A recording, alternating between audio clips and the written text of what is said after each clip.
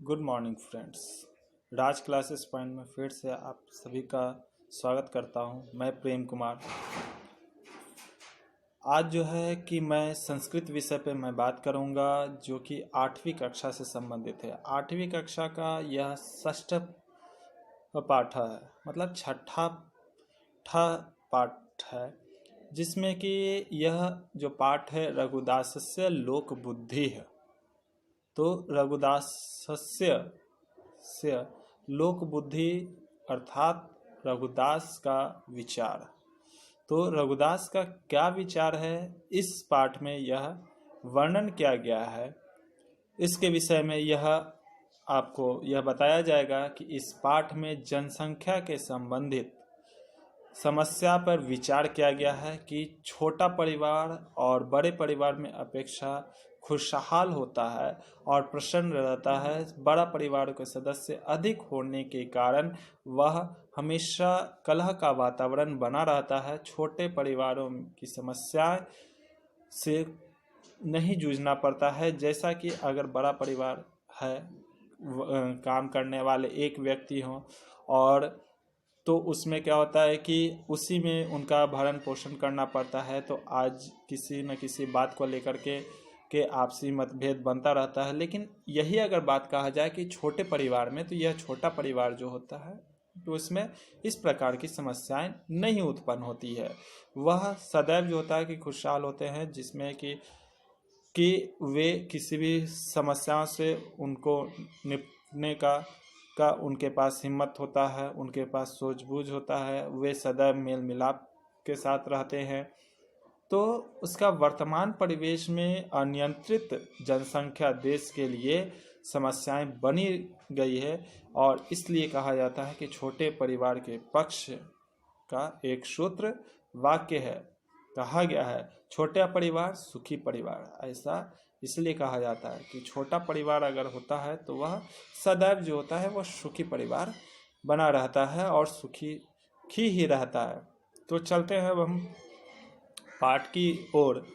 तो कहता है कि रामभद्र नाम का प्रसन्न नगर है।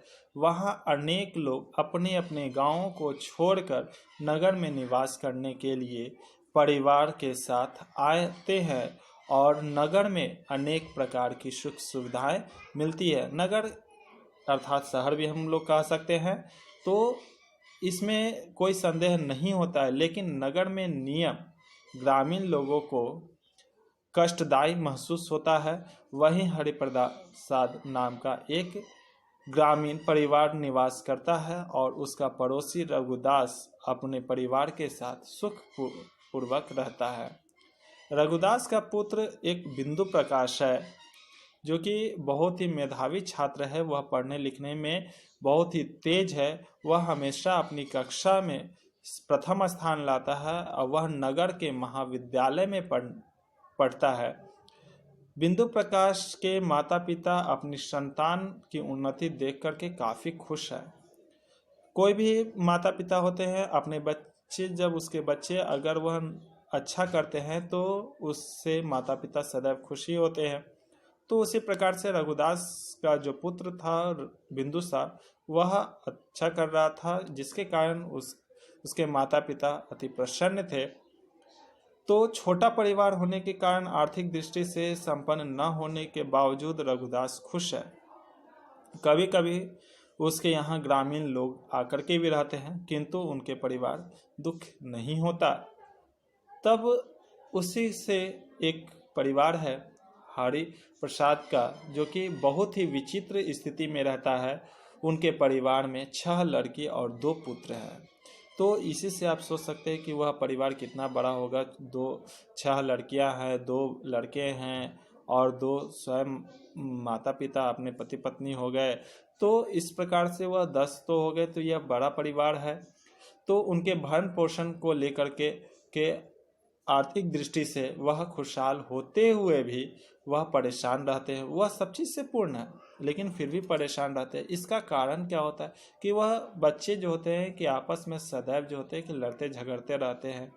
दूसरा कारण है कि कि यहाँ पे लड़कियों को देखा गया है कि लड़कियों में 3 लड़कियां जो होती है वह स्कूल जाती है और शेष 3 लड़कियां जो होती है वह क्या होता है कि लड़कियां प्रवेश परीक्षा जो होती है कि 10वीं की परीक्षा वह पास कर चुकी है और वह घर में ही रहती है। हरि प्रसाद यह सोचता है कि वह उसकी शादी की समस्या से जुड़ी हुई है और समस्याएं दूर हो जाएगी। उसकी अगर शादी हो जाएगी तो समस्याएं दूर हो जाएगी। वे सब घर में रहते हुए परिवार के कार्य करती है और तथा आपस में लड़ती झगड़ती भी रहती है कि हरि प्रसाद वे दोनों पुत्र स्कूल में पढ़ते हैं, किंतु दोनों की उच्चाकांक्षा मतलब उच्च सोच रखता है कि जिस प्रकार का जो माहौल है, जिस प्रकार का परिवेश में रहता है, उसकी स्थिति अब उससे भी उच्च विचार में कि नहीं मुझे इस प्रकार से नहीं, आज मैं यह वस्त्र पहना हो तो नहीं मुझे कल नया ही चाहिए वस्त्र पहनना चाहिए। तो इस प्रकार से उच्च सोच रखता है। तो सदा पिता जो होते हैं कि उसकी कामनाओं को पूर्ति करने में असमर्थ होता है तो उसकी सोचता रहता है।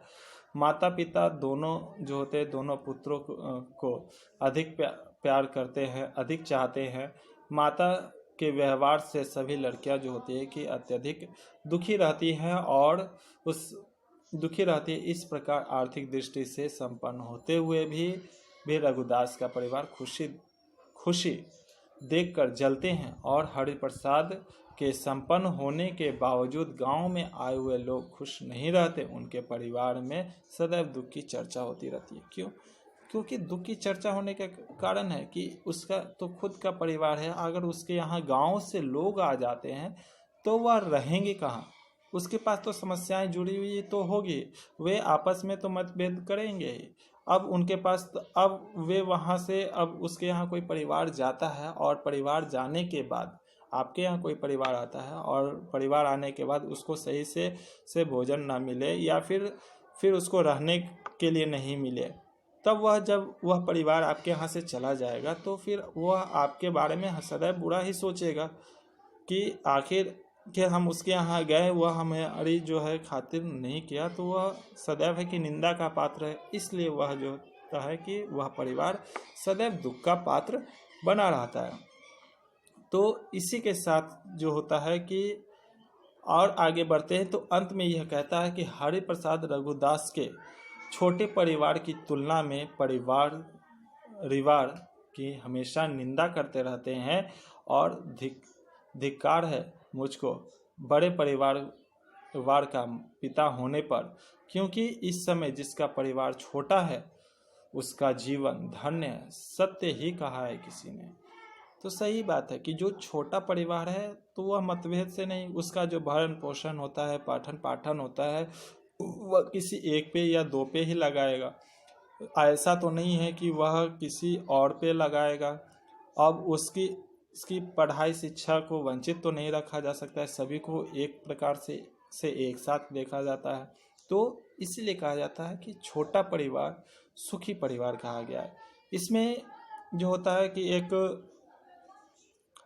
एक जो होता है स्लोगन दिया है जो कि मैं कहने जा रहा हूँ। कहता है कि परिवारस्य सौभाग्यम यत्र संख्या लघीयसी विशाल परिवारस्य भर्ण पीड़ित तो जनः। अर्थात कहने का मतलब होता है कि जिस परिवार में बच्चों की संख्या जो होती है वह कम होती है, छोटा परिवार सदा प्रसन्न रहता है, उसके भरण पोषण में कोई कठिनाई नहीं आती है। लेकिन जो विशाल परिवार होता है उसके भरण पोषण में समस्याएं सदैव बनी रहती है। तो यह आपका एक श्लोक दिया था इस पाठ में, उसका यह जो भावार्थ मैंने कहा।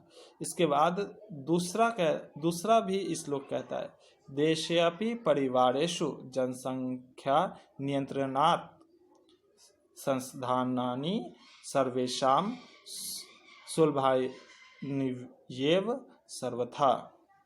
कहता है कि जनसंख्या नियंत्रण जो होता है कि देश में परिवार की जनसंख्या नियंत्रण करना आवश्यक है और इस नियंत्रण के साथ साथ देश के परिवार में सदैव वस्तुओं की आसानी से उपलब्ध हो जाती है। इसका तात्पर्य यह होता है कि जब किसी भी देश में परिवार के लोगों की संख्या कम होती है तो कोई भी लोग किसी भी वस्तु कहीं भी आसानी से मिल जाती है। इसलिए किसी भी देश का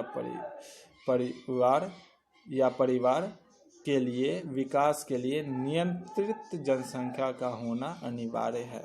ठीक है, तो यह पाठ का जो भावार्थ था वह संपूर्ण होता है। अगर किसी भी प्रकार की समस्या हो तो हमें कमेंट बॉक्स में अवश्य लिखें, और इसका जो प्रश्नोत्तर होगा वस्तुनिष्ठ होगा, अनुवाद होगा, वह सभी जो होगा वह अगले वीडियो में मैं इसे पूर्ण कर दूंगा। इसी के साथ मैं प्रेम कुमार आपको मैं फिर से धन्यवाद करता हूँ। धन्यवाद।